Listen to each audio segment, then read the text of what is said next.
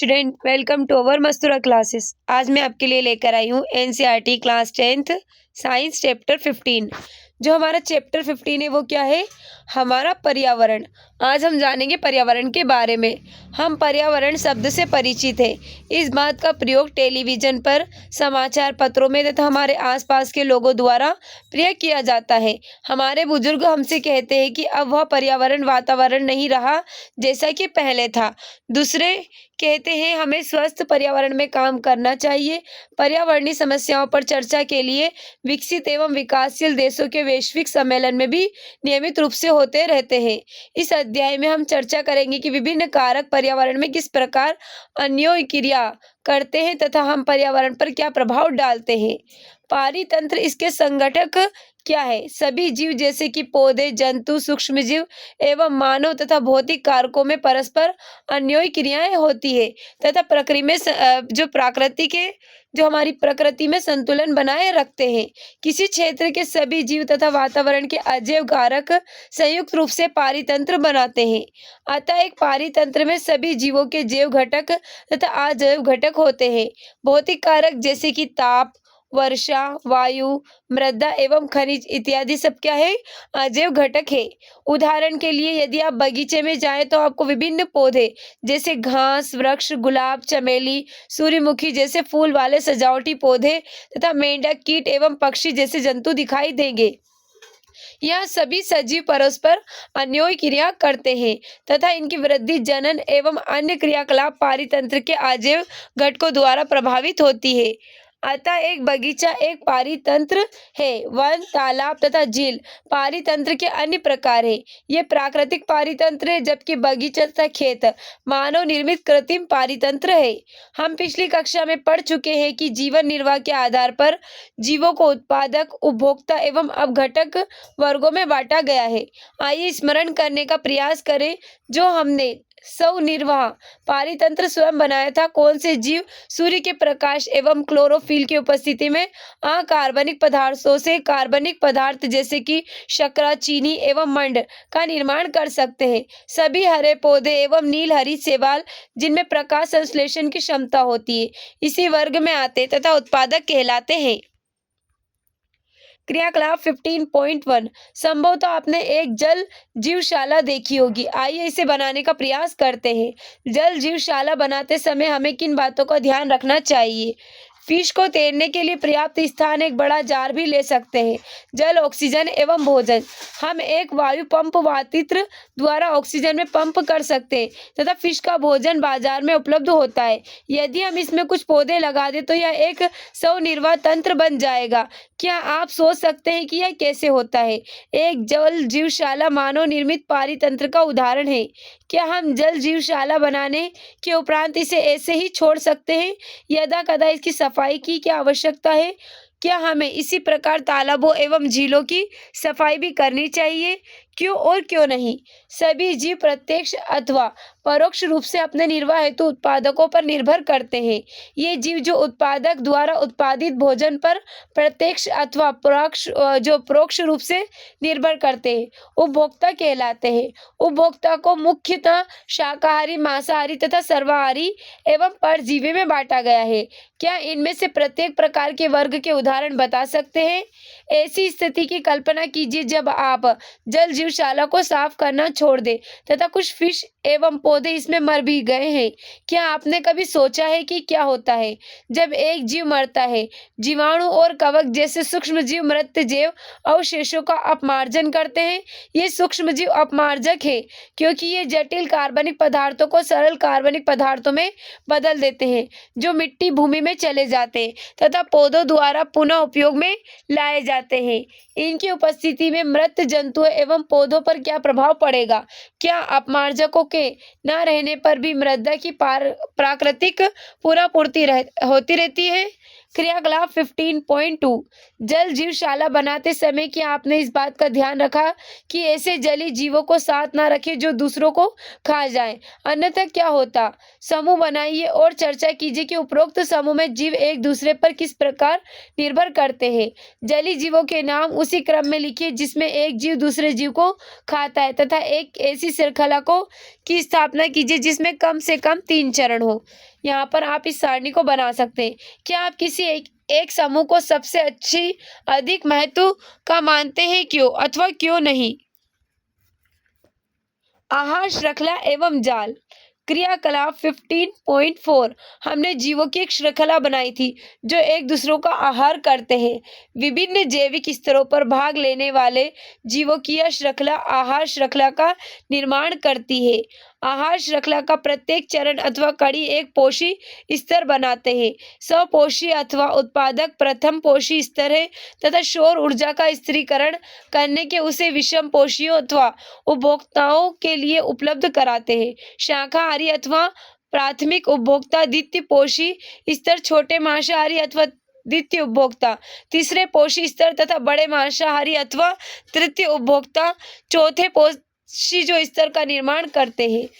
हम जानते हैं कि जैसे कि हम यहाँ पर चित्र में देख सकते हैं, तो हम यहाँ पर देखते हैं चित्र 15.1 प्रकृति में आहार श्रृंखला वन में घास के मैदानों में और तालाब में। तो सबसे पहले हम देखते हैं वन में हमको क्या दिखाई दे रहा है। यहाँ पर हम इसको देख सकते हैं, हिरण को ये क्या खा रही है, यहाँ पर घास पेड़ पौधों की पत्तियां और ये खाते हैं। और इसको कौन खाता है, यहाँ पर जो ये शेर खाता है। फिर हम यहाँ पर देखते हैं कीट, ये कीट क्या खाते हैं, यहाँ पर पौधों में से ये अपना भोजन बनाते हैं। फिर ये इसको कीट को कौन खा जाता है, मेंढक। और फिर यहाँ पर ये इसको सर्प, और सर्प के बाद यहाँ पर इसको ये जानवर खा जाता है। फिर उसके बाद में यहाँ पर ऐसे श्रृंखला चलती रहती है। तो हम इसको देख सकते हैं। अब आगे देखते हैं। हम जानते हैं कि भोजन हम खाते हैं हमारे लिए ऊर्जा स्रोत का कार्य करता है तथा विभिन्न कार्यों के लिए ऊर्जा प्रदान करता है। अतः पर्यावरण के विभिन्न घटकों की परस्पर अन्योन्य क्रियाएं में निकाय के एक घटक से दूसरे घटक में ऊर्जा का प्रवाह होता है। जैसा कि हम पढ़ चुके हैं, स्वपोषी सौर प्रकाश में निहित ऊर्जा को ग्रहण करके रासायनिक ऊर्जा में बदल देते हैं। यह ऊर्जा संसार के संपूर्ण जैव समुदाय की सभी क्रियाओं के लिए संपादन में सहायक है। स्वपोषी से ऊर्जा विषम पोषी एवं अपघटकों तक जाती है। जैसा कि ऊर्जा के स्रोत नामक पिछले अध्याय में हमने जाना था कि जब ऊर्जा का एक रूप से दूसरे रूप में परिवर्तन होता है तो पर्यावरण में ऊर्जा की कुछ मात्रा का अनुपयोगी ऊर्जा के रूप में ह्रास हो जाता है। पर्यावरण के विभिन्न घटकों के बीच ऊर्जा के प्रवाह का विस्तृत अध्ययन किया गया है तथा यह पाया गया है कि एक स्थलीय परितंत्र में हरे पौधे की पत्तियों द्वारा प्राप्त होने वाली सौर ऊर्जा का लगभग 1% भाग खाद्य ऊर्जा में परिवर्तित करते हैं। जब हरे पौधे प्राथमिक उपभोक्ता द्वारा खाए जाते हैं, ऊर्जा की बड़ी मात्रा का पर्यावरण में ऊष्मा के रूप में ह्रास होता है। कुछ मात्रा का उपयोग पाचन, विभिन्न जैव कार्यों में वृद्धि एवं जनन में होता है। खाए हुए भोजन की मात्रा का लगभग 10% ही जैव मात्रा में बदल पाता है तथा अगले स्तर के उपभोक्ताओं को उपलब्ध हो पाता है। अतः हम कह सकते हैं कि प्रत्येक स्तर पर उपलब्ध कार्बनिक पदार्थों की मात्रा का औसतन 10% ही उपभोक्ता के अगले स्तर तक पहुंचता है, क्योंकि उपभोक्ता के अगले स्तर के लिए ऊर्जा की बहुत कम मात्रा उपलब्ध हो पाती है। अतः आहार श्रृंखला सामान्यतः 3 अथवा 4 चरण की होती है। प्रत्येक चरण पर ऊर्जा का ह्रास इतना अधिक होता है कि हम यहाँ पर इस चित्र से देख सकते हैं। पोषी स्तर सबसे पहले क्या होता है, उत्पादक, प्राथमिक उपभोक्ता, द्वितीयक उपभोक्ता और यहाँ पर देख सकते हैं हम तृतीय उपभोक्ता। तो हम यहाँ पर देख रहे थे चौथी पोषी स्तर के बाद उपयोगी ऊर्जा की मात्रा बहुत कम हो जाती है। सामान्यतः निचले पोषी स्तर पर जीवों की संख्या अधिक होती है, अतः उत्पादक स्तर पर यह संख्या सर्वाधिक होती है। विभिन्न आहार श्रृंखलाओं की लंबाई एवं जटिलता में काफी अंतर होता है। आमतौर पर प्रत्येक जीव 2 अथवा अधिक प्रकार के जीवों द्वारा खाया जाता है, तो स्वयं अनेक प्रकार के जीवों का आहार बनते हैं। अतः एक सीधी आहार श्रृंखला के बजाय जीवों के मध्य आहार संबंध शाखान्वित होते हैं तथा शाखान्वित श्रृंखला ओ को एक जाल बनाते हैं जिसमें आहार जाल कहते हैं। जैसा कि हम यहाँ पर चित्र में देख सकते हैं, अनेक श्रृंखलाओं से बना आहार जाल को हम यहाँ पर देख सकते हैं। हमें दिखाई दे रहे हैं यहाँ पर कि कौन सा जंतु क्या खाता है, फिर उस जंतु को कौन खाता है। तो ऐसे करके क्या बनती है, एक आहार श्रृंखला बनती है। तो हम उसको यहाँ पर देख सकते हैं। आगे देखते हैं ऊर्जा प्रवाह के चित्र। 15.4 से दो बातें स्पष्ट होती है। पहली, ऊर्जा का प्रवाह एकादिशिक अथवा एक ही दिशा में होता है। स्वपोषी जीवों द्वारा ग्रहण की गई ऊर्जा पुनः सौर ऊर्जा में। जैसे कि हम यहाँ पर देख सकते हैं इस चित्र को, एक पारितंत्र में ऊर्जा के प्रवाह का आरेख चित्र। सूर्य का प्रकाश, उत्पादक, फिर शाकाहारी, मांसाहारी और शीर्षाहारी।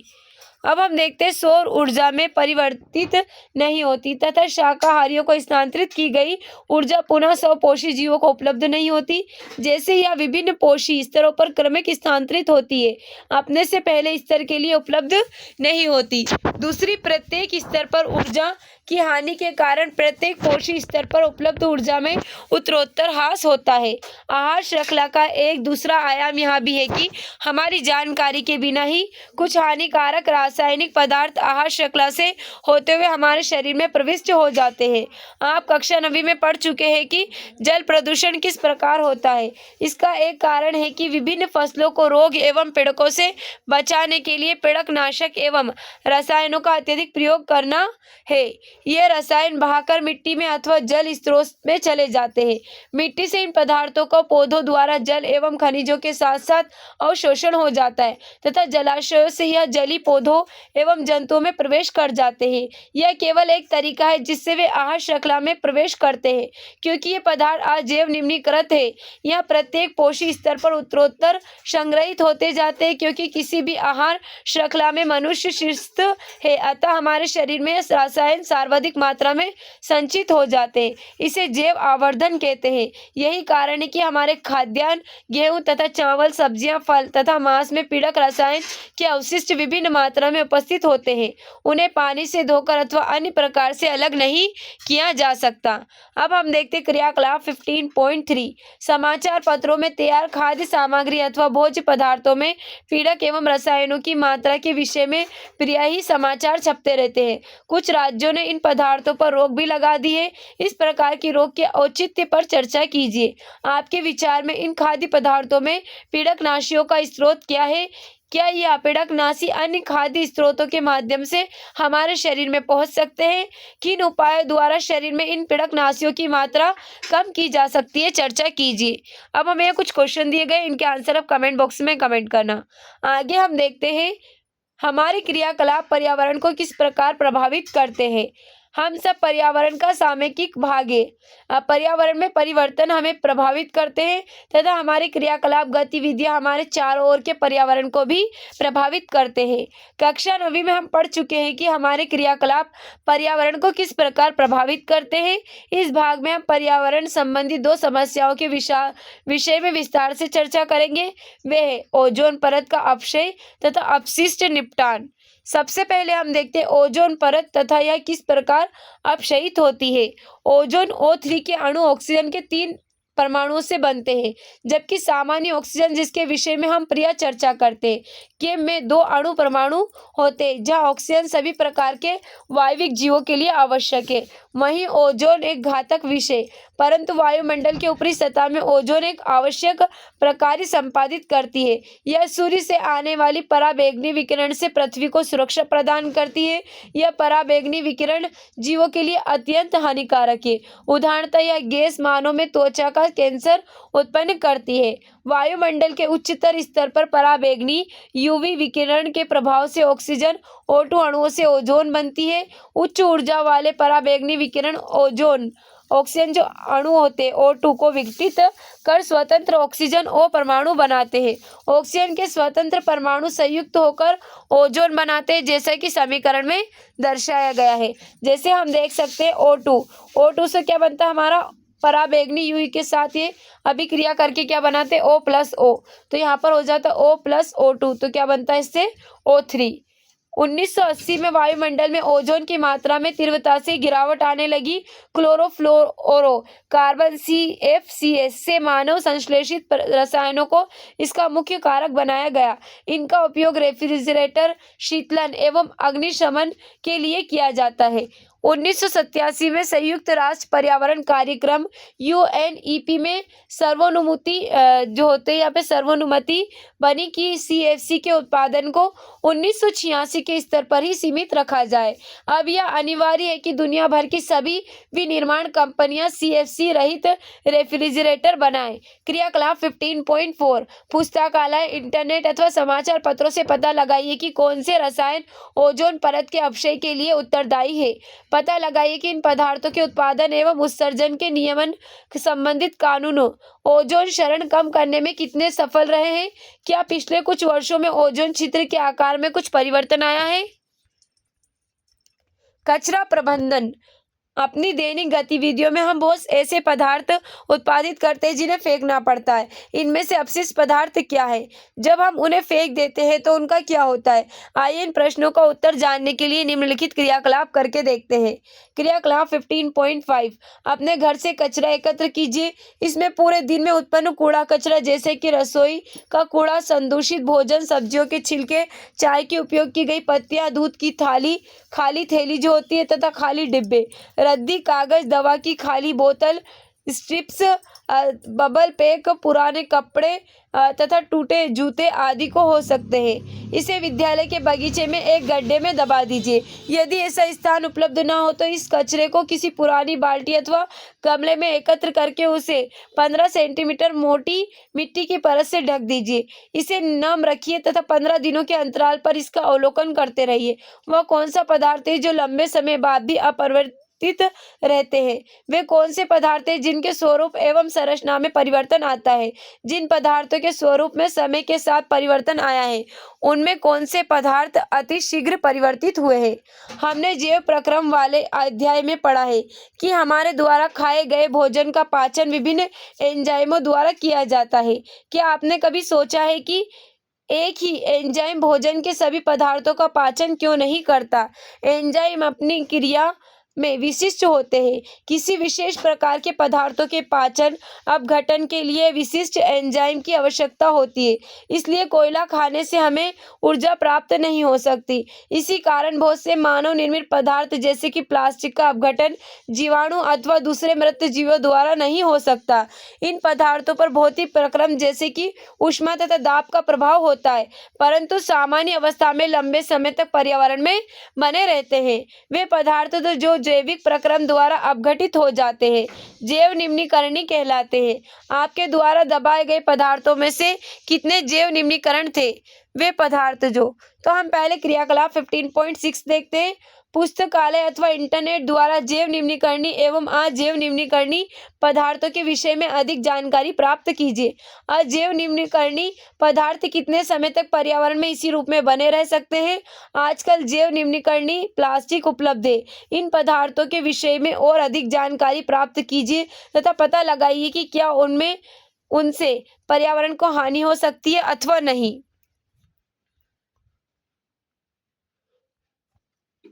अब यहाँ कुछ क्वेश्चन दिए गए, इन क्वेश्चंस के आंसर आप कमेंट बॉक्स में कमेंट करना।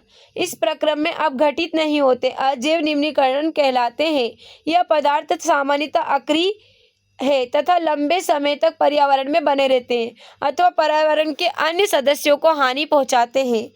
जैसे कि हमने अभी देखा था प्लास्टिक की जो प्लास्टिक होते हैं, पॉलीथीन वगैरह होती है, क्या होती है, अन्य जो लोग होते हैं उनको क्या करते हैं, हानि पहुंचाते हैं। किसी भी नगर एवं कस्बे में जाने पर चारों ओर कचरे के ढेर को देखिए।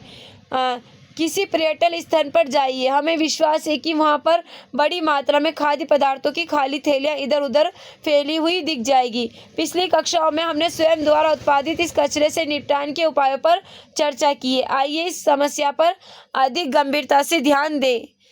क्रियाकलाप 15.7 पता लगाइए कि घरों में उत्पादित कचरे का क्या होता है। क्या किसी स्थान से इसे एकत्र करने का कोई प्रबंध है? पता लगाइए कि स्थानीय निकायों, पंचायत, नगर पालिका, आवास कल्याण समिति द्वारा इसका निपटान किस प्रकार किया जाता है।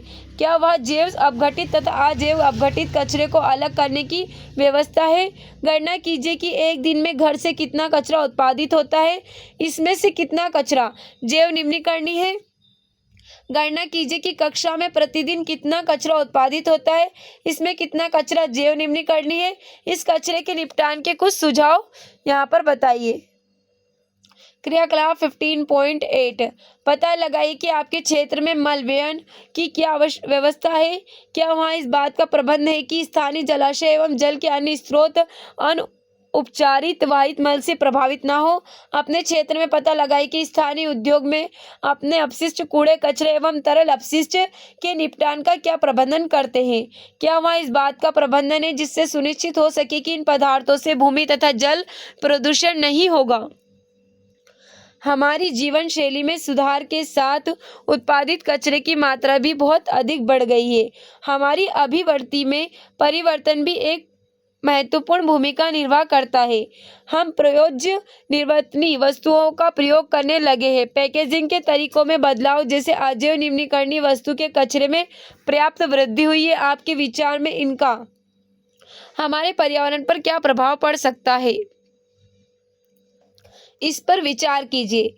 रेलगाड़ी में प्रयोज्य निवर्तनीय कब जो होते, यदि आप अपने माता पिता से पूछेंगे तो संभवतः उन्हें याद होगा कि रेलगाड़ियों में चाय कांच के गिलासों में दी जाती थी, जो चाय वाले को वापस कर दिए जाते थे। डिस्पोजेबल कप एवं ग्लास के उपयोग को इस आधार पर बढ़ावा मिला कि वे स्वच्छ एवं स्वस्थ कर है। उस समय किसी ने भी कल्पना नहीं की थी कि प्रतिदिन लाखों की संख्या में उपयोग किए जाने वाले इन कपों का क्या समाघात होगा। कुछ समय पूर्व कुल्हड़ मिट्टी के पात्र विकल्प के रूप में लाए गए, परंतु इस पर विचार नहीं किया गया कि इतनी बड़ी संख्या में कुल्हड़ बनाने के लिए कितनी उर्वरक मिट्टी का उपयोग होगा। अब कागज के डिस्पोजेबल कप का इस्तेमाल हो रहा है। आपके विचार में डिस्पोजेबल प्लास्टिक कप की अपेक्षा कागज के डिस्पोजेबल कप के इस्तेमाल में क्या लाभ है। क्रियाकलाप 15.10 इंटरनेट अथवा पुस्तकालय की सहायता से पता लगाएं कि इलेक्ट्रॉनिक वस्तुओं के निपटान के समय किन खतरनाक वस्तुओं से आपको सुरक्षा पूर्वक छुटकारा पाना है। ये पदार्थ पर्यावरण को किस प्रकार प्रभावित करते हैं। पता लगाइए कि प्लास्टिक का पुनः चक्रण किस प्रकार होता है। क्या प्लास्टिक के पुनः चक्रण का पर्यावरण पर कोई समाघात होता है। आपने इस चैप्टर में क्या सीखा। पारितंत्र के विभिन्न घटक अन्योन्याश्रित होते हैं। उत्पादक सूर्य से प्राप्त ऊर्जा को पारितंत्र के अन्य सदस्यों को उपलब्ध कराते हैं। जब हम एक पोषी स्तर से दूसरे पोषी स्तर पर जाते हैं तो ऊर्जा का ह्रास होता है। यह आहार श्रृंखला में पोषी स्तरों को सीमित कर देता है। मानव की गतिविधियों का पर्यावरण पर समाघात होता है। CFCs जैसे रसायनों ने ओजोन परत को नुकसान पहुंचाया है, क्योंकि ओजोन परत सूर्य से आने वाली पराबैंगनी UV विकिरण से सुरक्षा प्रदान करती है, अतः इसकी क्षति से पर्यावरण को नुकसान पहुंच सकता है। हमारे द्वारा उत्पादित कचरा जैव निम्नीकरणीय अथवा अजैव निम्नीकरणीय हो सकता है। हमारे द्वारा उत्पादित कचरे का निपटान एक गंभीर पर्यावरणीय समस्या है। अब हमें अभ्यास के लिए कुछ क्वेश्चंस दिए गए। इन क्वेश्चंस के आंसर आप कमेंट बॉक्स में कमेंट करना। उम्मीद है जो हमारा आज का चैप्टर आपको अच्छा लगा। अगर हमारा आज का चैप्टर आपको अच्छा लगा है तो इसी तरह की अपडेट के लिए हमारे चैनल को सब्सक्राइब करें और बेल आइकन को दबाना ना भूलें। Okay, thank you so much.